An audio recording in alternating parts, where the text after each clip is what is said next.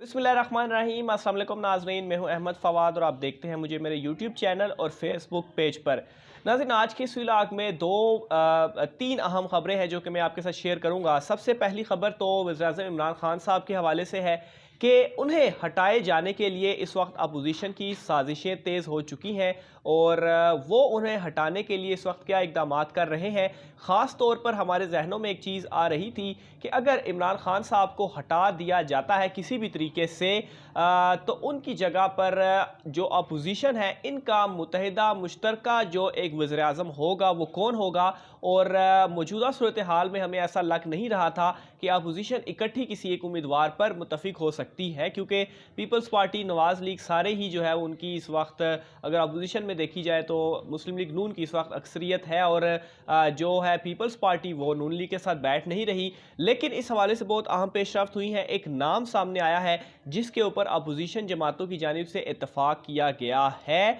वो नाम क्या है और उसे वज़ीर आज़म के लिए जो है वो अपोजिशन की जानिब से खड़ा किया जाएगा। इस हवाले से तफसीलात बताऊंगा। शहबाज शरीफ जो इस्लामाबाद में सरगर्मियाँ अपनी कर रहे हैं, वो कभी भी इस्लामाबाद में इतना अरसा तक नहीं रुके उनके सियासी करियर में जितने ज़्यादा दिन वो इस वक्त इस्लामाबाद में उन्होंने क़याम किया हुआ है और मुलाकातें इस वक्त कर रहे हैं। वो क्या चाहते हैं, वहाँ पे क्या चल रहा है, इस हवाले से तफसीलात है। और दूसरे नंबर पर जो अहम खबर है नाज़रीन, वो पाकिस्तान तहरीक इंसाफ के अपने ही कारकुनान जो कि इमरान खान साहब को धोखा दे रहे हैं। 20 से 22 लोग जो है वो ऐसे हैं जो कि एक तो ईवीएम का जो मामलात है, जो इंतखाबी बिल है, और इसके अलावा वैसे भी वो पीटीआई से नाराज़ हैं। उनके हवाले से तफसीलात बताऊंगा कि इस वक्त नंबर गेम क्या है पार्लियामेंट में, क्योंकि अगर ये हुकूमत में एतमाद पेश होती है तो उसके बाद अपने ही लोग क्या साथ देंगे, क्योंकि ये जो 20 से 22 लोग हैं इनकी तफसीलात आपके सामने रखूंगा। और आखिर में नाज़रीन एस्टेब्लिशमेंट का रुख आपको बताऊंगा। एस्टेब्लिशमेंट के हवाले से क्या मामलात चल रहे हैं, क्या कोई मफरूज़ा आ रहा है कि एस्टेब्लिशमेंट किस तरह से खेल को बदल रही है। तो सबसे पहले जो आगाज़ है वो इमरान खान साहब के हवाले से मैं करूँगा कि नया जो वज़ीर आज़म है उसकी क्या तफसीलात हैं। तो मामला इस तरह से है कि जो एक नाम इस वक्त गर्दिश कर रहा है वो खुर्शीद शाह साहब का कर रहा है। खुर्शीद शाह साहब जो थे वो पीपल्स पार्टी की जानिब से अपोजिशन लीडर भी रहे हैं और इस वक्त भी पीपल्स पार्टी के बड़े सीनियर रहनुमा हैं। और उनका जो नाम है वो ऑब्वियसली बिलावल भुट्टो की जानिब से तजवीज़ भी किया गया और उन्होंने भी इसके ऊपर इतफाक़ किया। ना सिर्फ बिलावल भुट्टो की जानिब से बल्कि जो दीगर अपोजिशन जमातें हैं उसमें नवाज़ लीग कर लें या उसमें मौलाना फजल रहमान कर लें, तो ओवरऑल अपोजिशन जमातें उनके नाम के ऊपर मुत्तफिक हो चुकी हैं, सोर्सेज ये कह रहे हैं। और वो ये चाह रहे हैं कि नंबर गेम पूरी करने के बाद हुकूमत में एतमाद जो लाई जाएगी उसके बाद जो अपोजिशन की जानिब से वज़ीर आज़म का उम्मीदवार होगा वो सैयद खुर्शीद शाह होंगे और उन्हें बतौर वज़ीर आज़म खड़ा किया जाएगा और उन्हें वज़ीर आज़म बनवाया जाएगा। अब इसमें नाज़रीन दो चीज़ें हैं। एक चीज़ तो ये है कि एक तो ये प्रेशर टैक्टिक्स भी हो सकती हैं अपोजिशन की जानिब से कि इस तरह की खबर जो है वो लीक करना और खुर्शीद शाह का नाम जो है वो सामने लेकर आना प्रेशर टैक्टिक्स भी हो सकती हैं। क्योंकि नाज़रीन सोर्सेज ये भी बता रहे हैं कि नवाज़ लीग जो है वो इस वक्त उनमें एक चीज़ चल रही है कि इस वक्त इमरान खान साहब के ख़िलाफ़ हुकूमत में एतमाद ना लाई जाए और वो ये कोशिश कर रहे हैं कि थोड़ा मामलात को डिले किया जाए, क्योंकि इस वक्त की जो सूरत हाल है ओवर द वर्ल्ड महंगाई को लिया जाए तो जो हालात हैं, जो महंगाई है, इनमें मज़ीद इजाफा होना है और वो ये कोशिश कर रहे हैं कि किसी तरह से इमरान खान साहब की इमेज को मज़ीद अवाम के दरमियान उसको कम किया जाए, उसको नेगेटिव किया जाए और फिर उसके बाद ये हुकूमत में एतमाद और फिर नया वज़ीर आज़म आया जाए। और नए वज़ीर आज़म के बाद ऑब्वियसली फिर जो नए इंतखाबात हैं उसमें भी अपोजिशन के पास ये जो एक पावर होगी वो मौजूद होगी और वो नए इंतखाबात में जा सकते हैं। तो ये बेसिकली मामलात चल रहे हैं। अब जो आइंदा आने वाले दिन हैं, ख़ास तौर पर नंबर गेम के हवाले से मैं अगर आपको बताऊं तो 20 से 22 लोग ऐसे हैं जो कि कप्तान के साथ दगा कर रहे हैं, धोखा कर रहे हैं। और इसकी एग्जांपल हमने जो गुज़श्ता पार्लियामेंट का 11 नवंबर को जो मुश्तरका इजलास होना था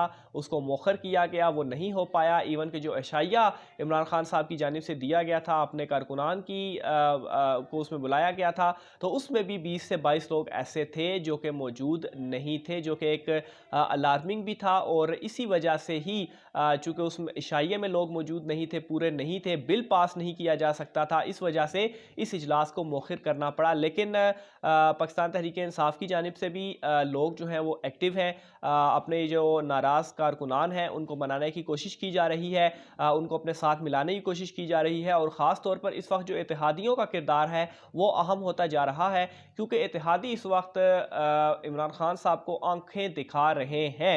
मुस्लिम लीग काफ जो है उनकी मैं बात करूंगा तो वो काफ़ी बिल्कुल ईवीएम के ऊपर इतफाक़ नहीं कर रही, वो बैक फुट पे है, वो बिल्कुल भी इस पर जो है वो कह रही है कि हुकूमत का वो साथ नहीं देंगे। दूसरी तरफ अगर पार्लियामेंट में नंबर गेम की बात की जाए तो तकरीबन कोई 7-8 8 से 10 कोई इस तरह से नशिस्तें हैं जिनका फ़र्क है, और अगर आप इत्तेहादियों की बात करें तो उनकी सिर्फ नशिस्तें इतनी बनती हैं। अगर इत्तेहादी कप्तान का साथ छोड़ जाते हैं, फिर इसके अलावा ये जो नाराज़ अरकान है 20 से 22 ये कप्तान का साथ छोड़ जाते हैं और ये सारे मिल जाते हैं अपोजिशन के साथ, तो फिर नंबर गेम जो होगी वो अपोजिशन के साथ ही होगी। और इन तमाम तर चीज़ों में इमरान खान साहब किस तरह से रिएक्ट करते हैं, किस तरह से वो ये जो असाब की जंग है, क्या बड़े वो फैसले करते हैं, ये बहुत अहम होगा। किस तरीके से चीज़ों को टैकल करते हैं ये बहुत अहम होगा, क्योंकि इस वक्त तमाम तर जो कुव्वतें हैं वो इमरान खान साहब के ख़िलाफ़ हो चुकी हैं। अपोजिशन जो कि बिल्कुल मुत्तहिद नहीं हो रही थी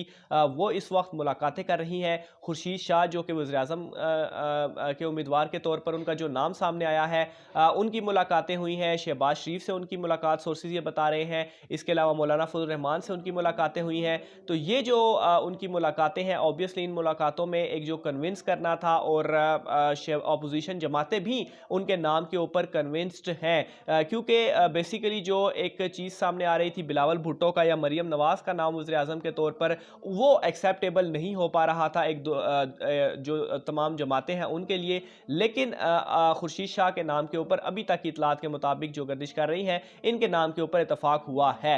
आखिर में नाज़रीन एस्टेब्लिशमेंट के हवाले से कुछ तफसीलात आपको बताऊंगा। एस्टेब्लिशमेंट के हवाले से क्या जो है वो मामलात गर्दिश कर रहे हैं, इसमें यह है कि एस्टेब्लिशमेंट इस वक्त इमरान खान साहब को बैक नहीं कर रही, वो इमरान खान साहब के साथ खड़ी नहीं हो रही, और अपोजिशन को उनकी जानिब से यकीन दहानी कराई गई है कि वो किसी तरीके के भी मामलात में मुदाखलत नहीं करेंगे और वो मुकम्मल तौर पर न्यूट्रल रहेंगे। अब इसमें जो एक रीज़न भी सामने हम बता सकते हैं कि जो DGISI की तैनाती वाला मामला हमारे सामने आया था, जिसमें बेसिकली ये चीज़ कही गई थी कि जो प्रोसीजर है उसको फॉलो किया जाए इमरान खान साहब की जानिब से। तो इस वक्त दूसरी तरफ से भी यही बात सामने आ रही है कि ठीक है, अगर इमरान खान साहब प्रोसीजर को फॉलो कराना चाह रहे हैं तो फिर जो दीगर मामलात हैं उनमें भी प्रोसीजर को फॉलो किया जाए, और ये एक लाइफलाइन भी है अपोजिशन जमातों के लिए। और फिर इन तमाम तर चीज़ों को का फ़ायदा उठाते हुए जो शहबाज शरीफ की जानिब से डील की कोशिशें की गई और एस्टेब्लिशमेंट के करीब होने की कोशिशें की गई, तो ऑब्वियसली इसका भी उनको एक फ़ायदा भी हुआ, और मेरे ख्याल से एक जो गो थ्रू है वो उनको मिल चुका है। तो बहरहाल देखते हैं कि अब ये जो मज़ीद गेम है ये कहाँ तक चलती है, अपोजिशन जमातें आगे जो है वो कब ये मामलात उनके तय होने के बाद वो इसके ऊपर अमल करती हैं, और इमरान खान साहब के हवाले से बहुत अहम होगा कि वो इस सूरत हाल को किस तरह से टैकल करती है और अपने अराकीन को किस तरह से वो वापस अपने साथ मिलाते हैं। जो भी तफसीलात होंगी वो आपके साथ शेयर करते रहेंगे। अपनी राय का इज़हार कमेंट बॉक्स में कीजिएगा। आज की वीडियो से मुझे इजाज़त दीजिए। अल्लाह हाफ़िज़।